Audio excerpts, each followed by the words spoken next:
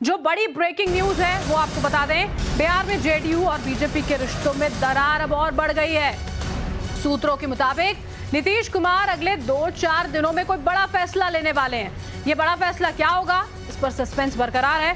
कहा यह जा रहा है कि नीतीश बीजेपी से दूसरी बार रिश्ता तोड़ सकते हैं। ये बड़ी खबर। दरअसल पिछले कुछ दिनों से आपने देखा है कि बिहार में आरसीपी सिंह को लेकर बीजेपी और जेडीयू के रिश्तों की तल्खी लगातार बढ़ती जा रही है।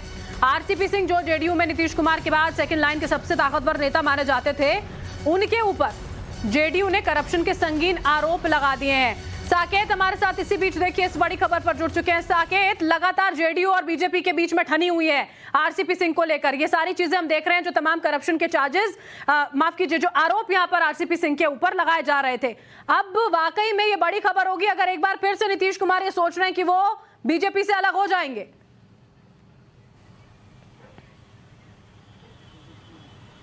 देखिए, बिल्कुल आरसीपी सिंह ने जो कल जिस तरह से उन्होंने इस्तीफा दिया था और मीडिया में आके उन्होंने जो आरोप लगाए थे, खास करके जो उन्होंने कहा था कि मैंने कोई गड़बड़ी नहीं की, और उसके बाद आज जो ललन सिंह जो राष्ट्रीय अध्यक्ष है जेडीयू के, उन्होंने प्रेस कॉन्फ्रेंस की है। उस प्रेस कॉन्फ्रेंस में उन्होंने कुछ ऐसी बातें कही है जो साफ संकेत दे रहा है कि बीजेपी जेडीयू के बीच सब कुछ ठीक ठाक नहीं चल रहा है। क्योंकि ललन सिंह वहां पर यह कह रहे थे कि 2020 का जो विधानसभा चुनाव था, उस चुनाव में बीजेपी, उन्होंने नाम तो हालांकि नहीं लिया, लेकिन उन्होंने कई इशारों में बीजेपी के तरफ ही उनका संकेत था कि उन्होंने ये कहा कि उन्हें हराने की कोशिश की गई, उनको हराने की साजिश रची गई, और इसके लिए उन्होंने चिराग पासवान का भी जिक्र किया कि चिराग पासवान को इस कॉन्स्पिरेसी में शामिल किया गया, और जो रामचंद्र आरसीपी सिंह जो हैं उनको भी दूसरा चिराग पासवान बनाने की कोशिश हुई ताकि बीजेपी और जेडीयू को नुकसान पहुंचाया जाए। तो ये पूरी बात उन्होंने आज कही है, और निश्चित तौर पर निशाना उनका सीधे तौर पर बीजेपी था। भले उन्होंने इस बात को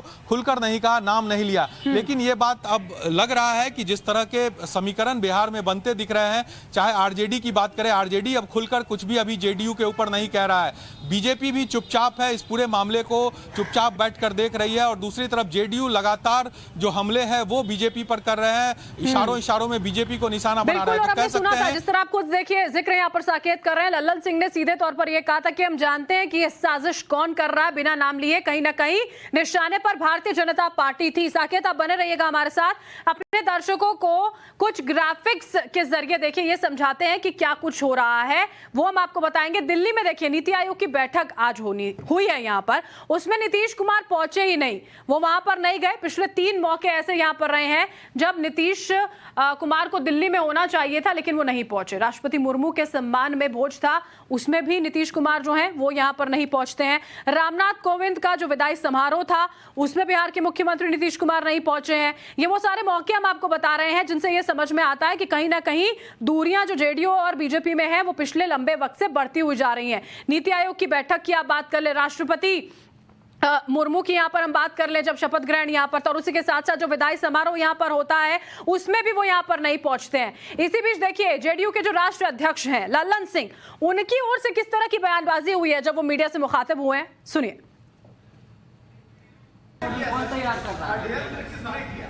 अब ये सब तो आपने कहा ना कि षड्यंत्र कब हुआ, कैसे हुआ, कहाँ कहाँ हुआ, ये सब कुछ प्रमाण है। ये समय आने पर वह भी बताएंगे, थोड़ा अभी इंतजार करिए।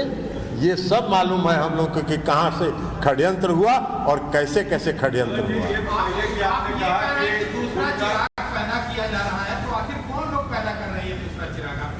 तो बताए तो आपको कि समय आने पर वो भी बताएंगे, अभी थोड़ा इंतजार कीजिए ना। ट्रेलर देखिए, पूरा सिनेमा पहले ही दिन क्यों देखना चाहते हैं?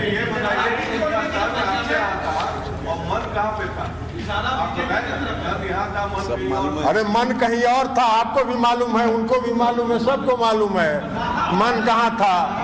और जहाँ था वो आप जानिए, उनसे जाके पूछिए कि मन आपका कहाँ था।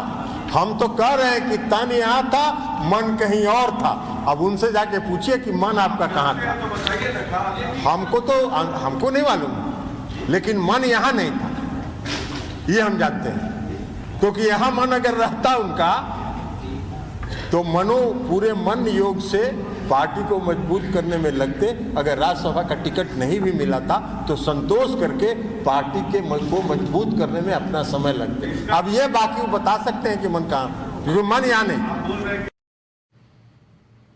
साकेत लगातार हमारे साथ जुड़े हुए हैं। साकेत, लल्लन सिंह कहते हैं कि आप ट्रेलर देखिए, अभी पूरा सिनेमा अभी क्यों देख लेना चाहते हैं, यानी कि अब धीरे धीरे अंदर खाने सारी चीजें चल रही हैं और वो शायद खबर बहुत दूर नहीं होगी जिसका जिक्र आप यहां पर कर रहे हैं। साकेत,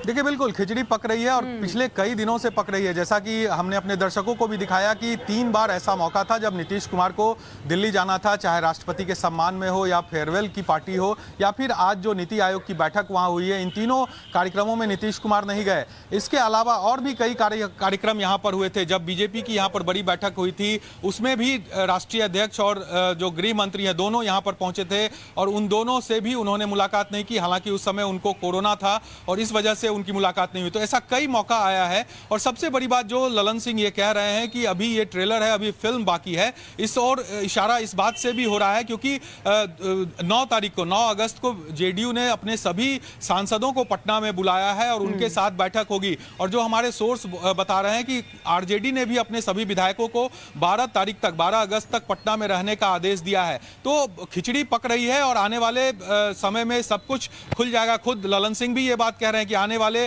समय में हम तमाम ऐसी बातों को बताएंगे कि आखिर क्या कुछ षड्यंत्र हमारे पीछे रचा गया, जिस तरह से विधानसभा चुनाव में जेडीयू का परफॉर्मेंस खराब हुआ। तो ये तमाम चीजें ललन सिंह भी खुद कह रहे हैं। तो आने वाला 2-3 दिन बहुत ही महत्वपूर्ण रहने वाला है और खास करके आप देखिए अगर विपक्ष की हम बात करें, देखिए साकेत, जब विधानसभा चुनाव यहाँ पर हुए थे जेडीयू की सीटें किस तरह से कम हुई थी, भारतीय जनता पार्टी की बढ़ी थी। अब सारी बातों को लेकर निशाने पर लेते हुए कहीं ना कहीं ललन सिंह भी यहाँ पर नजर आ रहे थे। कल जो ये बैठक जिसका जिक्र आप कर रहे हैं विधायकों के साथ होने वाली है, इस पर नजरें जरूर रहेंगी, बेहद महत्वपूर्ण होगी। जानकारी से जुड़ी हुई भी आपसे लेंगे। फिलहाल के लिए आपका बहुत बहुत शुक्रिया।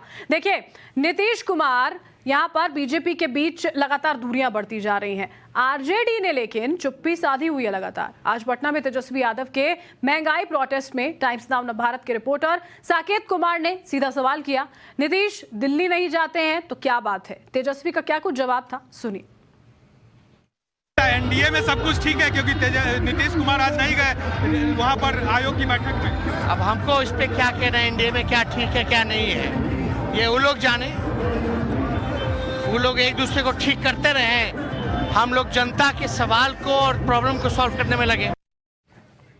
तो सुना यहाँ पर आपने किस तरह का बयान जो है वो यहाँ पर तेजस्वी की ओर से दिया गया, तेजस्वी यादव की ओर से, कि हम इस पर किस तरह का बयान दे सकते हैं। आज महंगाई को लेकर प्रदर्शन जो है वो यहाँ पर किया जा रहा था। तेजस्वी यादव जो है मुख्य चेहरे के तौर पर वहां आरजेडी की ओर से समझ में आ रहे थे, बड़े नेता बड़े चेहरे कार्यकर्ता पहुंचे थे और इस बात को लेकर जब सवाल किया जाता है कि नीति आयोग की बैठक में नहीं पहुंचते हैं तो उसको लेकर किसी तरह का कोई भी जो जवाब था वो उन्होंने नहीं दिया।